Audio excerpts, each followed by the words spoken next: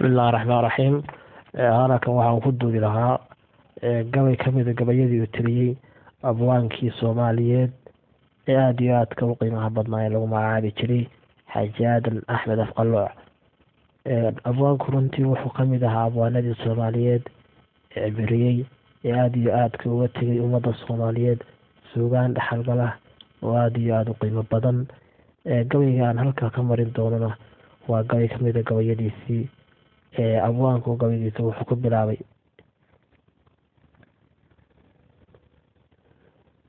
cilmi maaha kaa tabarbadniyo tiir biraanahay ninbatiisu waa dhimantoo toogo geel male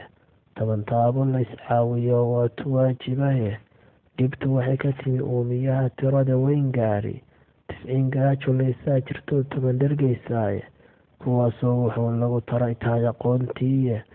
mar haddii cadliga laga tago la istixgeli waayo inay nabadu taam noqoto waa tu'an la eegayne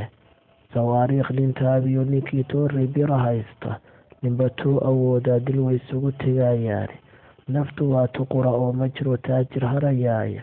tusbax weeye gees laga furoo toogis wada raaciya kantaalaha tumowmiyo suntaa tuurista u dhowe haydarooyinkiinkaa ku tuman tacabkii insaane taariikhda weyn iyo cilmaha taa ku baabi'iya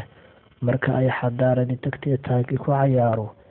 ee 100 hadhaatula awood waayo tii iyo mugdaa lagu dambayn tii lasoo maray